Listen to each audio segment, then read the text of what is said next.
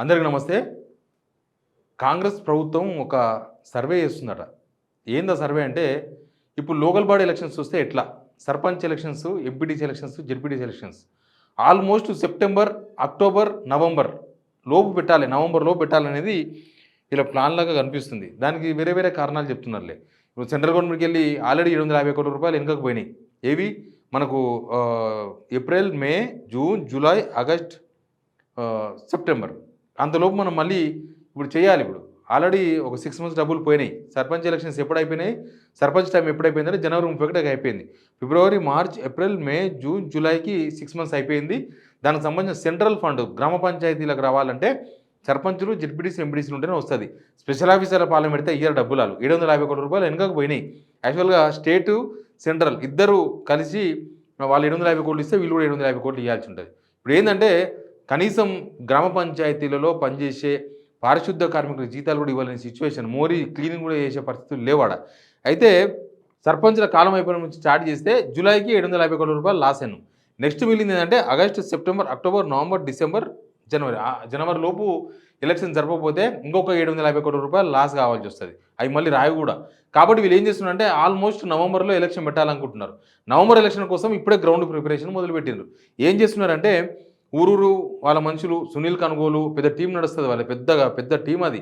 అసలు ఆ టీం అంతా గ్రౌండ్లో తిరిగి గ్రామాలలో పరిస్థితులు ఎట్లా ఉన్నాయి, గ్రామాలలో ఇప్పుడు కాంగ్రెస్ పార్టీకి ఓటేసే పరిస్థితులు ఉన్నాయా, రుణమాఫీ చేసినాం కదా, రుణమాఫీ చేసిన తర్వాత ఏంది సిచ్యువేషన్, అక్కడ నుంచి జనాల నుంచి వస్తున్న అభిప్రాయం ఏంది, ఇప్పుడు sarpanch elections, ZPTC, MPTC elections పెడితే ఏమవుతుంది, ఇట్లాంటివి చాలా క్వశ్చన్స్ తయారు చేసి అవన్నీ కూడా చాలామంది సర్వేలో పెడుతూ తిరుగుతున్నారంట. ఏంది ఆ సర్వేలో అంటే కాంగ్రెస్ ప్రభుత్వం మీద జనాల అభిప్రాయం ఏంది, కాంగ్రెస్ ప్రభుత్వం మీద జనాలు ఏమనుకుంటున్నారు, ఇప్పుడు ఎలక్షన్ వస్తే కాంగ్రెస్ ఓటేస్తారా వేయాలా, ఇట్లాంటి అంశాలను తెలుసుకునే ప్రయత్నం ప్రస్తుతం సునీల్ కనుగోలు టీం అండ్ కాంగ్రెస్ పార్టీలో ఉన్న వాళ్ళు చేస్తున్నారట. మరి అక్కడి నుంచి జనాల నుంచి వచ్చే రిపోర్ట్ కూడా అట్లే దారుణంగానే ఉంటుంది. ఇప్పుడు ఊర్లో పోతే ఏం మాట్లాడుతున్నారు, రుణమాఫీ చేసిన వాళ్ళేమో అయిన వాళ్ళేమో 30 మంది, రుణమాఫీ కాని వాళ్ళేమో 70 మంది ఉన్నారు. రుణమాఫీ అయిన వాళ్ళు 30 మందిలో ముగ్గురు కూడా వచ్చి బయటకు వచ్చి మాట్లాడారు. కానీ రుణమాఫీ కానీ 70 మంది తరపున ఇంకొక 70 మంది కలయి కలుపుతారు. కలయి వాళ్ళ గొంతు కలిపి పొట్టు తిరుగుతున్నారు. రేవంత్ రెడ్డిని తిరుగుతున్నారు, కాంగ్రెస్ గవర్నమెంట్ తిరుగుతున్నారు, మంత్రులను తిరుగుతున్నారు. అసలు ఈ పెద్ద పంచాయతీ ఊళ్ళో రుణమాఫీ అనేది పెద్ద పంచాయతీ. రైతు భరోసా ఇయ్యలేదు, రైతు భరోసా ఇవ్వకుండా, రుణమాఫీ చేయకుండా, మహిళలకు 2500 స్కీమ్ ఇవ్వకుండా, పెన్షన్ 4000 చేయకుండా, ఏమి చేయకుండా పోతే ఎలక్షన్ ఎట్లా ఉంటుందని ఒక ప్రయోగం ఒకటి నడుస్తున్నది. ఇప్పుడు ఎట్లయిపోయిందంటే కాంగ్రెస్ గవర్నమెంట్ పరిస్థితి గొంతుకాడికి వచ్చింది. గొంతుకు గురేసినట్టు అయిపోయింది. ఎలక్షన్ ఏమో పెట్టాలి, చూస్తేనేమో గ్రామాల పరిస్థితులు బాగాలేవు. నిజానికి అసెంబ్లీ ఎలక్షన్స్లో కాంగ్రెస్ పార్టీకి గెలిపించిందంతా కూడా గ్రామీణ ప్రాంత ప్రజలే. రైతులు ఓట్లేసిండ్రు, గ్రామీణ ప్రాంతాలు ఉన్న ఉద్యోగులు ఓటేసిండ్రు, గ్రామీణ ప్రాంతాలు ఉండే ప్రైవేట్ ఉద్యోగులు ఓటేసిండ్రు. ఇప్పుడు ఉద్యోగులు కూడా అంత ఒకటో తరగతి జీతం వస్తుందని ఒకటే, కానీ మిగతా విషయాలు సంతృప్తికరంగా లేరు. ప్రైవేట్ ఉద్యోగాలు వస్తాయేమనుకుంటే వీళ్ళు ఇప్పటిదాకా నోటిఫికేషన్ ఏమి వేయలేదు. పెద్దగా పాత గవర్నమెంట్ ఇచ్చిన నోటిఫికేషన్లే తప్ప వీళ్ళు 63 గ్రూప్ 1 పోస్టులు కలిపినారు. ఇంకొక 5500 టీచర్ పోస్టులు కలిపినారు. డిఎస్సి ఉంది కదా, రేపు డిఎస్సి కూడా అయిపోయి టీచర్ ఉద్యోగాలు వస్తే వాళ్ళు కూడా మనకు ఓట్ బ్యాంక్గా మారుతుందని వీళ్ళు అనుకుంటున్నారు. ఈ 5500 ప్లస్ 5563 పోస్టులు మాత్రమే వీళ్ళు క్రియేట్ చేయగలిగారు కొత్తగా. పాత గవర్నమెంట్ ఇచ్చినవి 30,000 ఉద్యోగాలు ఇచ్చారు. ఇంకా ఇప్పుడు గ్రామాలలో కాంగ్రెస్ పార్టీ పరిస్థితి ఏంది అనేది ఒక అంచనాకు వస్తున్నారు. ఇప్పుడు మెల్లగా వస్తున్నారు. బట్ ఆ సర్వే రిపోర్ట్స్ ఎట్లున్నావు కానీ నాకు తెలిసైతే ఈ షాకింగ్ అనేది చూస్తుంటే సర్వే రిపోర్ట్ కూడా షాకింగ్ రిపోర్ట్లే వచ్చే అవకాశాలు కనిపిస్తున్నాయి. నాకు తెలిసిన ఒక ఊర్లో ఈ సర్వే ఎన్నిక పోయినరు. సర్వే ఎన్నిక పోయి కాంగ్రెస్ పార్టీ మీద మీ అభిప్రాయం ఏంది, కాంగ్రెస్ పార్టీ పరిస్థితి ఏంది. మా ఊరు అంటే ఎక్కడో వనపర్తి దగ్గరేం కాదు, ఇక్కడ ఈ కలవకుర్తి దగ్గర ఒక విలేజ్కి పోయి, నాకు తెలిసిన విలేజ్కు. ఆ ఊరు నుంచి నాకు ఒకరిద్దరు ఫోన్ చేసి మాట్లాడినారు. ఏంటంటే ఇదే సర్వేకి వచ్చారంట, పొట్టు తిట్టి పంపించినాడు సర్వేలను కూడా. సర్వేకి వచ్చిన వాళ్ళని కూడా నేను ఎవరి మనిషి ఏం కదంటే చెప్తలేరంట వాళ్ళు.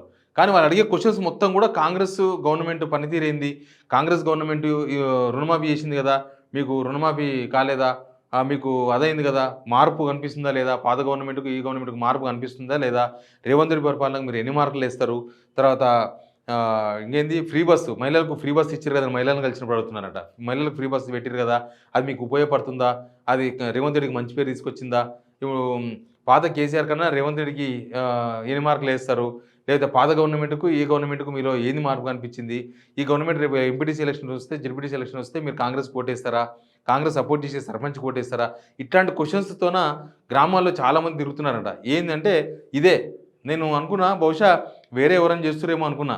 కానీ లాస్ట్‌కి ఒక ఆయన ఆడ మాట్లాడిన చెప్తున్నాడు. వాళ్ళు కాంగ్రెస్ తరపున సర్వే చేస్తున్నారు. గ్రామాల్లో ఇప్పటికిప్పుడు ఎలక్షన్ వస్తే ఎట్లా ఉంటది? ఇప్పుడు next sarpanch elections, ZPTC, MPTC elections ఎట్లా వస్తాయి కాబట్టి నెక్స్ట్ ఎట్లా ఉండబోతుంది? ఎలక్షన్స్‌లో కాంగ్రెస్ పార్టీ పరిస్థితి ఏంది? అసెంబ్లీ ఎలక్షన్స్‌లో ఉన్నట్టుగానే వన్ సైడ్ ఓటింగ్ ఉంటదా ఊర్లల్ల? ఊర్లలో గ్రామీణ ప్రాంతాల ప్రజలు కదా ఓట్లేయాల్సింది. సర్పంచ్ ఎలక్షన్స్, జెడ్పీటీసీ, ఎంపీటీసీ ఈ మున్సిపాలిటీస్‌లో, మున్సిపల్ కార్పొరేషన్ ఎలక్షన్స్‌లో ఉండవు. అవన్నీ కూడా గ్రామ పంచాయతీలో జరుగుతాయి కాబట్టి. దాదాపు 12,000 విలేజ్‌లు ఉన్నాయి కాబట్టి, ఆ 12,000 విలేజ్‌లో తెలుసుకునే ప్రజల నాడి తెలుసుకునే ప్రయత్నాలు చేస్తున్నారు. ఇట్లా నెక్స్ట్ ఎలక్షన్ యాక్చువల్‌గా బీసీలకు 42% ఇస్తామని చెప్పిండ్రు. 42% ఇస్తామని కామారెడ్డి డిక్లరేషన్‌లో చెప్పిర్రు. ఇప్పటిదాకా దానికి సంబంధించి ఇంకా ఏమి అప్డేట్ కూడా లేదు. వాళ్ళు ఆల్రెడీ బీసీ కమిషన్ పదవీకాలం కూడా అయిపోతుందట. ఈ రోజుతోనే అయిపోతుంది. 31 తారీఖుతోనే అయిపోతుంది. 31 తారీఖుతోనే అయిపోతే మళ్ళీ కొత్త కమిషన్ ఏస్తారంట. మళ్ళీ కొత్త కమిషన్ ఏసినాక మళ్ళీ పని కొత్తగా మొదలు పెడతారో ఏమో తెలవదు. కానీ బీసీలకు 42% ఇవ్వకపోతే దాని ఎఫెక్ట్ కూడా చాలా తీవ్రంగా ఉంటది. బీసీలు 42% 100కు 42 మంది సర్పంచులు కావాలి. 100కు 42 మంది ఎంపీటీసీలు కావాలి. 100కు 42 మంది బీసీలు, జెడ్పీటీసీలు కావాలి. కాబట్టి ఆ 42% అమలు చేయకపోతే అది కూడా పెద్ద ఎఫెక్ట్ ఉండే అవకాశం ఉంది. ముఖ్యంగా ప్రభుత్వ పథకాల మీద జనంలో తీవ్రమైన అసంతృప్తి ఉన్నట్టు చాలా క్లియర్‌గా కనబడుతుంది. చేశారు అంటే ఇంకా చాలా టైం ఉందని చెప్పే పరిస్థితులు లేవు. ఎందుకంటే వీళ్ళు వచ్చినప్పుడు ఏం చెప్పిర్రు? ఈ ఈ ఒక్కరోజు ఆగండి మీకు 4,000 పెన్షన్ వస్తది. ఈ ఒక్క 2 రోజులు ఆగండి మీకు రూ. 15,000 రైతు భరోసా వస్తది. ఈ ఒక్కరోజు ఉండండి మీరు బ్యాంకు పోయి లోన్ తీసుకోండి రేపే మీకు రుణమాఫీ చేస్తాం. ఇట్లా మొత్తం కూడా స్వర్గం చూపిచ్చిర్రు. అరచేతిలో ఆకాశం చూపించినట్టు చూపించారు ఎలక్షన్స్ ముందల. మరి ఎంపీ ఎలక్షన్స్‌లో మళ్ళీ ప్రభావం చూపించాలి కదా! అట్లాంటప్పుడు అంటే ప్రభావం చూపించింది ఎంపీ ఎలక్షన్స్‌లో కూడా. ఎంపీ ఎలక్షన్స్ ఏందంటే అసెంబ్లీ ఎలక్షన్స్ అయిపోయిన తొందరగా వచ్చినాయి. ఎక్కువ గ్యాప్ లేదు. డిసెంబర్‌లో గవర్నమెంట్ వచ్చింది. ఏప్రిల్, మేలో ఈ ఎలక్షన్ వచ్చింది. పెద్ద గ్యాప్ లేదు. 3, 4 మంత్స్‌కే అయిపోతదా? 100 డేస్ పాలన గురించి ఉంది కదా! 100 రోజుల్లో వీళ్ళు 6 గ్యారెంటీలు అమలు చేస్తామన్నారు. చేయలేదు. ఇట్లాంటివన్నీ కూడా కొంత లోక్సభలో కూడా ఎఫెక్ట్ పడ్డది. లేకపోతే వీళ్ళకి నిజంగా 12 సీట్లు, 13 సీట్లు వచ్చేదే. బీజేపీ కన్నా వీళ్ళకి ఎక్కువ సీట్లు రావాలి. కానీ కొత్త గవర్నమెంట్ వచ్చినా వీళ్ళు 100 రోజుల్లో చేయాల్సిన పని చేయలే కాబట్టి అప్పుడు సీట్లు రాలే. ఇప్పుడు sarpanch elections, MPTC, ZPTC elections ఎట్లుంటాయనేది చూడాలి. మనం కూడా ఎట్లుంటుందో, జనం ఏమనుకుంటున్నారో, వాళ్ళ సర్వేలు ఏమొస్తావో కానీ జనాల నాడి కొంత అర్థమవుతుంది. బట్ ఇంకా ఫుల్ ఫ్లెడ్జ్‌గా చూద్దాం మనం ఎట్లుంటది. జనాలు ఏమి సర్వే ఇస్తారు వాళ్ళు. మీరు కూడా ఈ కామెంట్‌ల రూపంలో మీ యొక్క అభిప్రాయాన్ని తెలియజేయొచ్చు వీడియో కింద.